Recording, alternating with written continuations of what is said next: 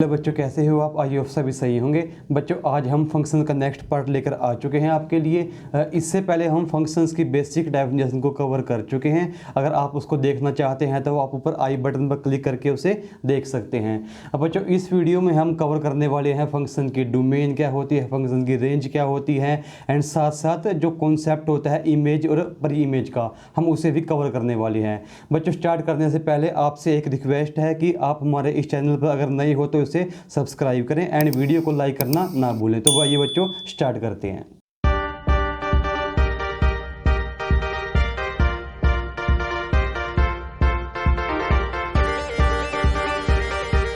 तो बच्चों, पहले हम समझने वाले हैं फंक्शंस की फॉर्मेट है कि हम फंक्शन को लिखते कैसे हैं। बच्चों, आपको याद होगा कि हम रिलेशन को कैसे लिखते थे। आपको याद होगा कि हम सिंपल सी बात लिख देते थे कि रिलेशन डिफाइंड है ए क्रॉस बी के अंदर। याद करो, मैं वहां पर लिखता था रिलेशन डिफाइंड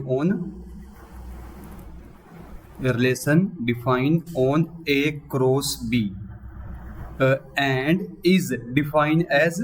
वो डिफाइन कैसे होगी, उसकी डेफिनेशन यहाँ पर आती थी कि पहले x आएगा बच्चों, फिर y आएगा, देन कोई रिलेशन x के और y के बीच में कोई लिंक है ना बच्चों। सेम काम फंक्शन में होने वाला, लेकिन लिखने का तरीका थोड़ा अलग रहेगा। यहाँ पर हम फंक्शन को कैसे लिखेंगे, सबसे पहले नोटेशन। फंक्शन का नोटेशन रहता है कोई भी स्मॉल, लाइक f हो गया, कोई भी small letter f g h। और हालांकि रिलेशन में क्या वो एक रहा था कि रिलेशन में हमारे पास क्या हुआ था, कैपिटल हुआ था लेटर यहाँ, लेकिन यहाँ पर क्या होगा, हमेशा स्मॉल होएगा।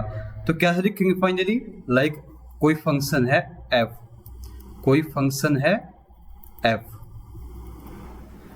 अब आप जो है लिखोगे ये डोमेन रेंज।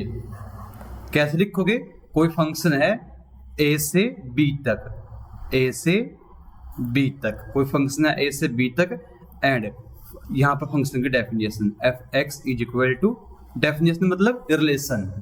क्लियर है बच्चों? जैसे कि मान लो मैंने एक एग्जांपल लिया, मैंने g, कोई फंक्शन लिया मैंने रियल नंबर से positive real number, real number से पॉजिटिव रियल नंबर, और f(x) ले लिया मैंने लाइक x², ये ले लिया मैंने x²। ठीक है बच्चों, मान लेते हैं मैंने कोई फंक्शन ले लिया नेचुरल नंबर से नेचुरल नंबर। वो फंक्शन की डेफिनेशन क्या है, फंक्शन की डेफिनेशन है लाइक x इंटू x, वही बात होगी तो x²। क्लियर है बच्चों? यहाँ पर आपको समझ में आया कि फॉर्मेट क्या होता है फंक्शन को लिखने का। अब बच्चे नेक्स्ट चलते हैं नेक्स्ट डेफिनेशन पर, इमेज एंड प्री इमेज क्या होती है। बच्चों, कुछ भी नहीं है, बस एक बोलने का तरीका है। जैसे कि याद करो, पीछे मैंने एक एग्जांपल लिया है, जैसे कि f real to real, real to real, और फंक्शन क्या लिया था मैंने 2x मान लेता हूं मैं।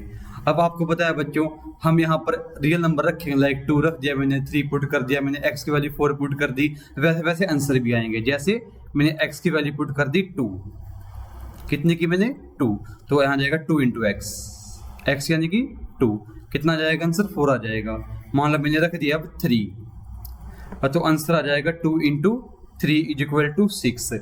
मान लो मैंने रख दिया 5, तो आंसर आ जाएगा 2 इंटू 5 इज इक्वल टू 10। अब इसको बोलने का तरीका होता है, जैसे कि मैंने क्या लिखा, 2 रखने पे आंसर कितना है 4 आया, इसको ऐसे बोल देते हैं हम कि 2 की इमेज कितनी है 4। कैसे, क्या बोला मैंने, इमेज ऑफ 2 अंडर f।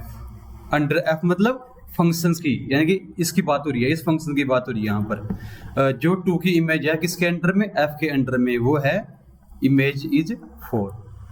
अच्छा, प्री इमेज क्या होती है, उल्टा लिख देंगे। यहाँ पर 2 की इमेज कितनी थी 4, तो 4 की प्री इमेज कितनी हो जाएगी 2 हो जाएगी। बच्चों, कैसे लिखेंगे इसको, pre image of 4 under f is 2। बस एक बोलने का तरीका है, कह लो ही कह लो, कोई खास मतलब है नहीं, जस्ट वर्ड है कंफ्यूज करने के लिए। तो क्लियर है बच्चों, इमेज एंड प्री इमेज क्या होती है? सिंपल सी बात है, जो आप इनपुट रखोगे जो उसका आंसर आएगा उसी को बोल देंगे इमेज क्या उसकी, इस इनपुट की इमेज क्या है, और इमेज क्या आ जाएगी? आउटपुट आ जाएगी। जैसे मैंने इनपुट में क्या रखा है 2, तो उस 2 की इमेज क्या बनेगी? 4 बनेगी। अच्छा जी, अगर मैं कहूँ उल्टा बोलने पे कि 4 किस पे आया, 4 मतलब x में क्या रख के, x की वैल्यू क्या रख के आंसर 4 आया, उसको बोल देंगे 4 की प्री इमेज कितनी है? 2 है। मतलब फंक्शन पे x की वैल्यू क्या रखने पे 4 आंसर आया, तो क्या है? 2 रखने पे आया, मतलब 4 की प्री इमेज कितनी है? 2 है बच्चों। होप है बच्चों आपको इमेज एंड प्री इमेज का कॉन्सेप्ट भी समझ में आया होगा। चलते हैं अपने finally domain, codomain and range के ऊपर। ये बहुत खास है अपना, जो आगे हम डेफिनेशंस करेंगे ना, सॉरी जो आगे हम टाइप करने वाले हैं फंक्शन के, वो सारे के सारे डोमेन, कोडोमेन और रेंज के ऊपर ही बेस होने वाले हैं। क्लियर है बच्चों? ठीक, याद करो वैसे रेंज किसको बोलते थे? हल्का याद करो, डोमेन एंड रेंज किसको बोलते थे?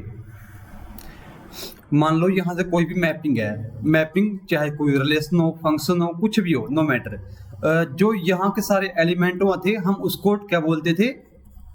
डोमेन। क्या बोलते थे?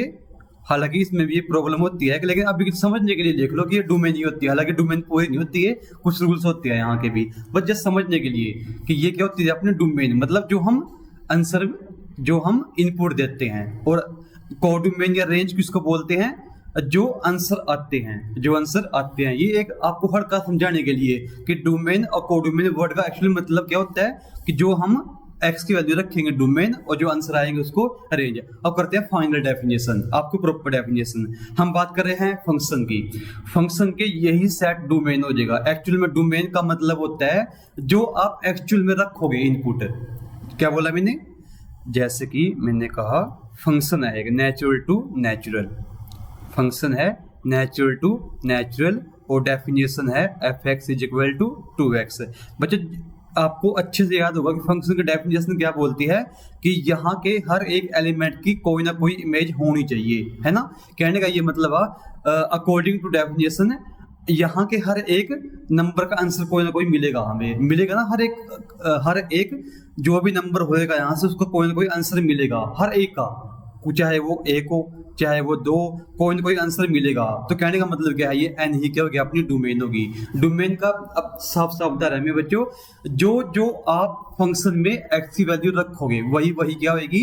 डोमेन होगी। और फंक्शन की डेफिनेशन क्या बोलती है कि जो आपने यहाँ पर लिख दिया, ये आपने एन लिख दिया, आपने ए लिख दिया, फंक्शन की डेफिनेशन ये बोलती है ना कि यहाँ के हर एक नंबर का आंसर आना चाहिए। तो सीधी ही बात क्या बनती है ऐसे कि यही क्या होती है? आपकी डोमेन होती है। हालांकि रिलेशन में ऐसा नहीं होता, आपको पता है ना कि रिलेशन में कंपल्सरी नहीं होता कि यहाँ के सभी एलिमेंट्स के लिए आंसर आए। तो रिलेशन में मैं ये भी बोल सकता हूँ, मान लो कोई रिलेशन डिफाइन है ए क्रॉस बी के अंदर, ए क्रॉस बी के अंदर, तो मैं डायरेक्टली ये नहीं बोल सकता कि यही सेट ए क्या है? डोमेन है। कि हो सकता है ऐसा कि कोई एलिमेंट हो जिसके लिए आंसर ना आए, जैसे कि मान लो सेट ए है, कोई सेट ए है 1 2 3, सेट बी है 5 6 7। बच्चों अगर मान लो कुछ ऐसा है रिलेशन में कि 1 के साथ 5 है गया, ठीक है, 2 के साथ 6 है गया, 1 के साथ 7 है गया, आप देख पा रहे हो कि 3 के लिए कोई है ही नहीं, 1 के लिए, 2 के लिए, 3 के लिए कोई है ही नहीं, तो 3 डोमेन में थोड़ी ना आ जाएगा। तो मैं बोल सकता हूँ कि डोमेन में अपन डायरेक्टली इस ए को डोमेन नहीं बोल सकते डायरेक्टली, लेकिन फंक्शन के डेफिनेशन के अकॉर्डिंग हम इससे बोल सकते हैं कि यही क्या होती है, यही से क्या मतलब है, जो ये ए से बी तक है, ये ए ही क्या होती है? डोमेन होती है। अच्छा कोडोमेन क्या होती है फिर? कोडोमेन बच्चों जो पॉसिबिलिटीज होती है आंसर आने की, जैसे कि यहाँ पर जो आंसर आएगा वो बी में से कहीं से ही आएगा। लाइक मान लेते हैं यहाँ बी सेट है 1 से लेके 100 तक, 1 से लेके, ये पॉसिबल वैल्यूज हैं, पहले से बताइए कि आंसर इन्हीं में से कुछ आएगा, लेकिन जरूरी नहीं है कि सारे के सारे ही आएंगे। ये जरूरी नहीं है कि 2 ही आंसर आएगा, 3 आंसर आएगा ही आएगा। जैसे कि इसी को लिख लेते हैं, हम यहाँ पर नेचुरल नंबर पुट करेंगे, हम यहाँ पर नेचुरल नंबर पुट करेंगे और नेचुरल नंबर ही मिलेंगे। किसमें? 2x में। मैंने रखा 1 पे कितना मिल गया? 2 मिल गया, और 2 पे कितना मिल गया? 4 मिल गया, और 3 पे कितना मिल गया? 6 मिल गया। आप देख पा रहे हो कि 3 और 5 आंसर आ ही नहीं सकते, आप क्लियर सी बात है 3 और 5 आंसर आ ही नहीं सकते। तो कहने का ये मतलब है मेरा कि एक तरह से तो सिर्फ एक पॉसिबिलिटी सेट होता है कि आंसर क्या क्या आ सकते हैं। तो सेट इसको सेट बी को क्या बोलते हैं हम, इसी को कोडोमेन बोलते हैं, इसी को क्या बोलते हैं, डोमेन। लेकिन जो एक्चुअल में आंसर आएंगे उनको क्या बोलते हैं, उनको हम रेंज बोलते हैं। अब बच्चों एक बार मैं दोबारा से रिपीट कर रहा हूँ, फंक्शन के केस में मान लो मैपिंग है ए से लेके बी तक, इसी को बोलते हैं डोमेन डायरेक्टली, इसी को बोलते हैं कोडोमेन। कोडोमेन यानी कि पॉसिबल वैल्यूज, जो वैल्यूज आ सकती हैं लेकिन जरूरी है कि आएंगी वो। और जो फाइनली आंसर्स की लिस्ट बनेगी कि ये जैसे कि यहाँ पर लिस्ट क्या बनी, इवन नंबर 2 4 6, 4 पे 8 आ जाएगा, फिर 10 आ जाएगा। जो एक्चुअल में आंसर आएंगे इस लिस्ट को क्या बोलेंगे, इस लिस्ट को बोलेंगे रेंज। होप है बच्चों आपको आज का ये टॉपिक समझ में आया होगा। अगर आपको कोई डाउट है तो आप उसे कमेंट में कर सकते हैं, मैं उसका रिप्लाई आपको जरूर करूंगा। थैंक यू बच्चों देखने के लिए।